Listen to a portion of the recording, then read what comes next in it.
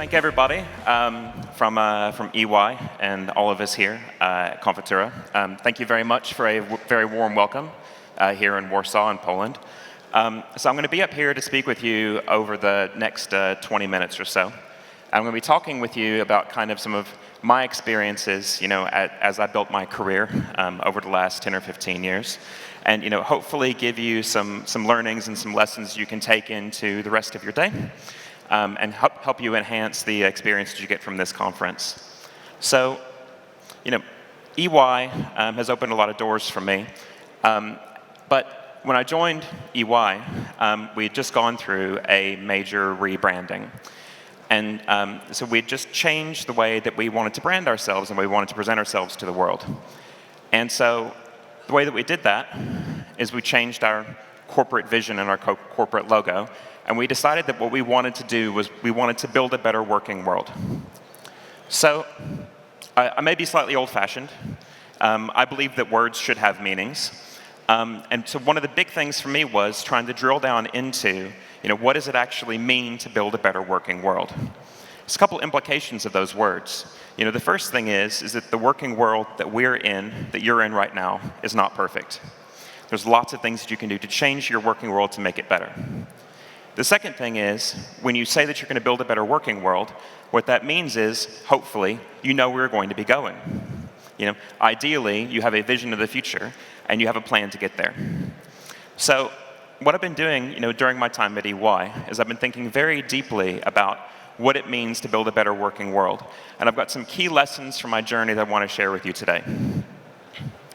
So, which leads me to the title of this presentation, What is the Future of Work?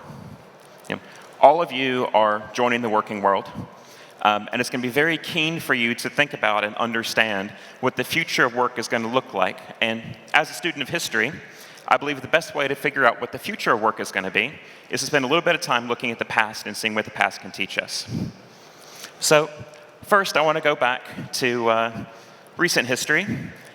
So this is a time of turmoil. This is a time of strife. This is a time of riots and civil disobedience and violence. But we're not talking about Trump and London in 2018.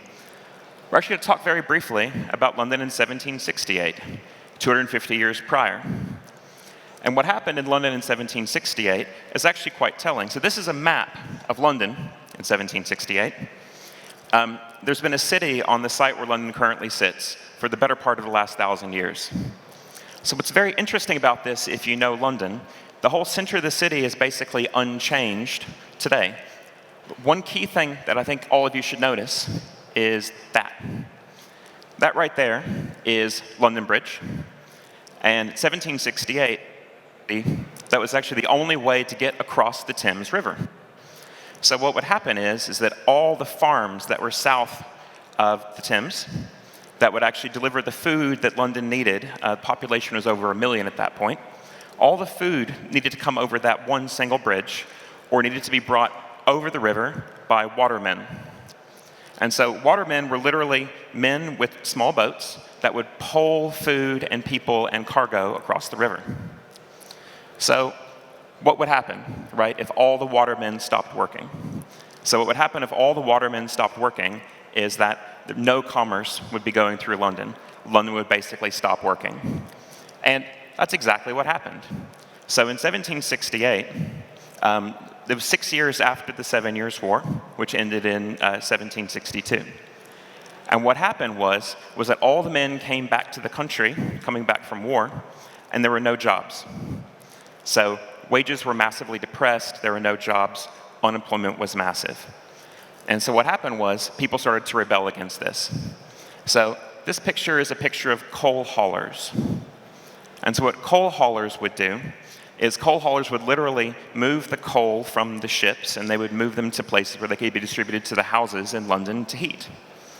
So what happened was these guys started going on strike, and then the watermen went on strike, and then the sailors went on strike, and basically commerce in London ground to an absolute halt. What ended up happening actually was the rebellion was actually put down very violently by the British. And the actual word strike was coined from this event. because when you actually take the sails off of a ship, that's basically striking the shells from the ship. So that's where the word strike came from initially. So moving back to present day, if you were in London in 2018, you'd see a lot of this. So what this is a picture of London black taxis. And London black taxis were protesting Uber. So Uber and Lyft going into cities, basically taking the jobs that people who drive taxis felt entitled to.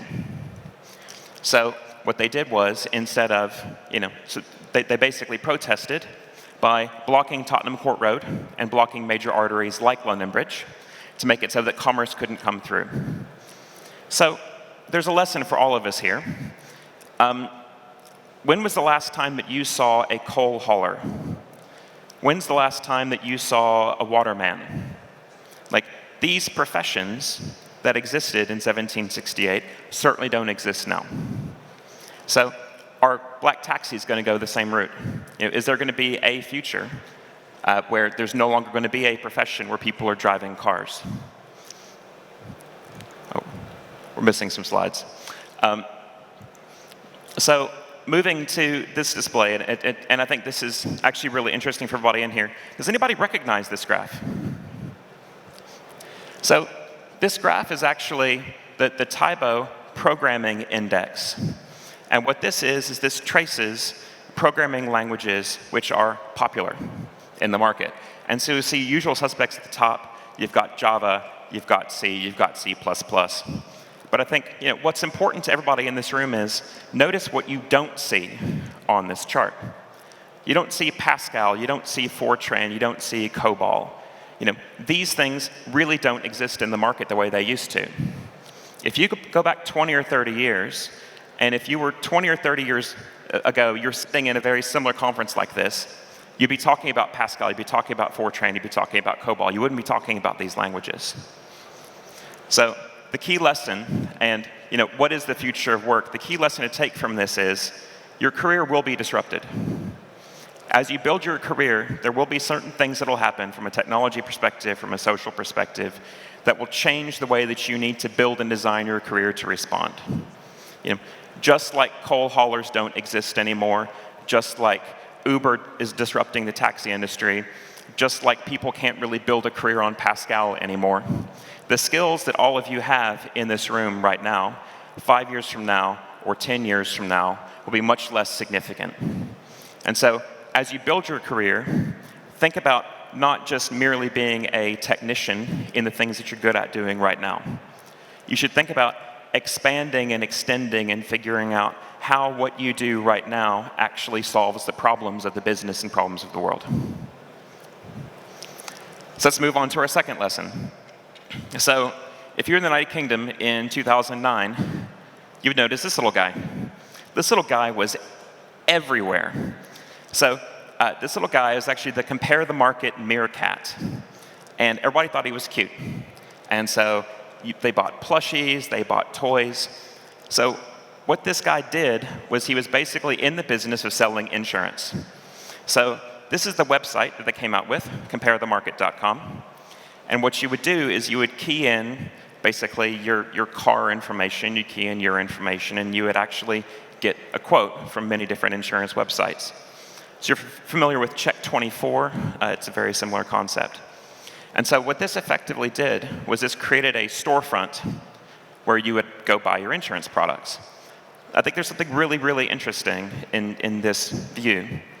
So if you take a look at this, and you take a look at this, so you have the brand, you have the price, you have the ability to go and look at the next page so you can actually buy your insurance. But look at the size of the brand logo compared to the size of the price and the size of the button to click to do the next thing. So the size of the brand has been minimized. I know these brands. These brands spend millions of pounds a year advertising themselves, and they've been reduced just to labels on a storefront. I think there's another illustrative example of the same point. So these are two cars that were built in basically the same period of history. So the car on the top is the Rolls-Royce Silver Ghost. It's widely recognized as one of the greatest cars ever made. It was hand-built by coachmakers, Everything was bespoke, had a very powerful engine for the time. It was sold to royalty and gentry. 7,800 of these were made. So the car on the bottom, basically, it still gets you from point A to point B. This is the Ford Model T. Same roughly 20-year production run. This was built by mostly illiterate farmers in giant vertically integrated factories, somewhere in Michigan. The first movable assembly line was invented by Henry Ford in 1913 to build this car. And 14,689,000 of these cars were made. So which of these two vehicles do you think was more significant in terms of changing the world? Which of these two vehicles do you think was more significant in terms of changing the way people work? Yeah. The second car, actually, it was the car for the people. It commoditized the skills that were required to build a car. The first car was hand-built. Everything was hand-tooled, everything was hand-turned, the result of which was 8,000 were made. The bottom one, everything was a commodity. Pieces you pulled off the shelf and you bolted onto a frame, right? 15 million of those were made. Take a look at this chart. This is courtesy of The Economist. So commoditization is a force that's affecting every industry. So there's the usual suspects here. There's food service, there's admin work. Relevant to this conversation, information technology. So according to The Economist, over the next 20 years, we think that 40%, at least 40% of current information technology jobs will be commoditized. So really what that means is the people sitting in this room, look around you, there's quite a few people in this room. People that are currently working right now are working to commoditize 40% of what all of you are doing right now. So what is the implication for the future of work? Commoditization will march on. Commoditization is not stopping. There is a very, very big push in the market to do more with less. And so as you're shaping your career, as you're shaping your job, as you're thinking about the things you're going to do to drive value, think about what you do that a robot couldn't do. So think about the sorts of things, the sorts of talents and skills that you bring to the market that cannot be easily replaced. Now let's go to our third lesson. So I was living in South Carolina at the time. And I don't know if any of you remember, but this thing happened in 2007. And I watched Steve Jobs' keynote. I remember this very clearly. And I got very, very hyped. Yeah. So he's like, oh, this is a camera, and this is an iPod, and this is a phone, and it's all in one. You should be paying $1,000 for it, but you're only paying $600, so buy our device. And so I did. I went out and I bought one on the very second day. I'm sure that every single smartphone in this room right now is better than this thing is. And I think it's apparent that we as a people, we as a society are actually getting better and better and better at making stuff. So the stuff in our pockets, the stuff in our houses, our laptops, they're better and better and better. They're better than they've been at any point in history. So if you take a look at this chart, I think this is really illustrative. So this is controlling for population. This is controlling for inflation. This is per capita income. And this simply demonstrates that, per capita, we are better at building, we're better at producing goods and services than we ever have been at any point in our history as a species. So what are the implications of this? So what I did is actually pulled stuff out of my pockets. I carry these things in my pocket basically every day. And I challenge all of you to look in your pockets and figure out actually what it is that you carry. So I took these things, I tallied it up. It's about $1,000, more or less. If you don't quite get to that number, mix in your laptop, mix in some of your other possessions. I'm pretty sure that all of you need at least $1,000 worth of stuff to be able to do your job function. So what are the implications of that? So what I think is really interesting, if you take that $1,000 and materialize that as income. So if you had an income of $1,000, that makes you richer than $3.8 billion people on the planet. So 3.8 billion people on the planet make less than $1,000 a year. And so what that means for you and what that means for all of us is the things that you need to do your job, to do your careers, are fundamentally unreachable and fundamentally unachievable to basically half the planet. So what are some of the actual implications of this? So global GDP, 2018, circa $88 trillion. Huge amounts of money. So if you decided to take that $1,000 that you have in your pocket right now and find a way to get that to the people that could never possibly have that in their entire lives, that would cost, about $3.4 trillion, which in the context of $88 trillion doesn't actually seem like a lot of money, but that $3.4 trillion actually represents the total economic output of Poland plus the total economic output of Germany, just to get that $1,000 worth of stuff to all the people that could never possibly afford it.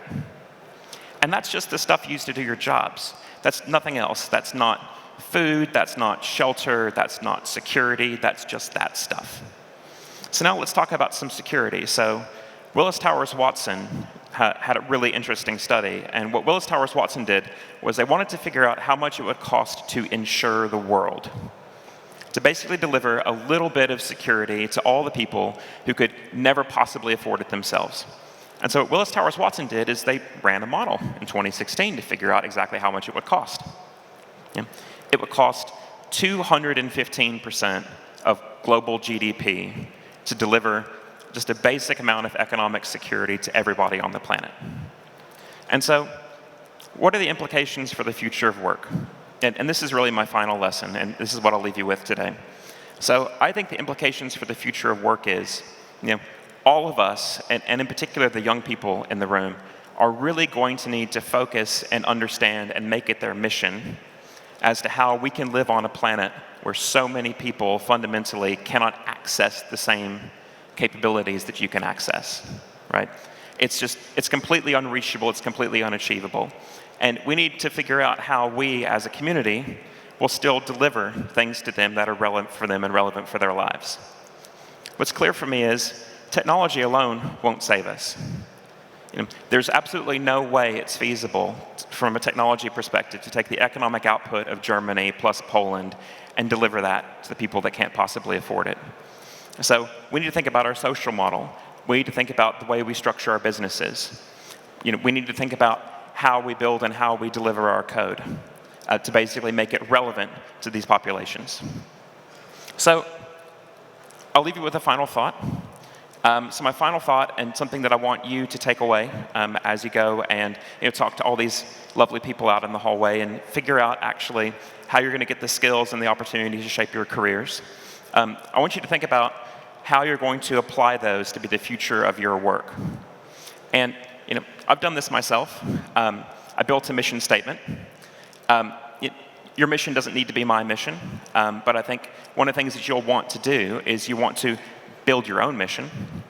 And so, very simply put, my mission is this. I think what I want to do is I want to help people build their best selves, whoever they are, wherever they happen to be, and whatever their capability is. And so, my mission doesn't have to be your mission, but I would encourage all of you to think about the implications of what you do and who you talk to today on the broader working world. So that's it for me. Thank you very much for your time. Hope you enjoy Confitura. And I'll be out at the booth if anybody would like to discuss. Thank you.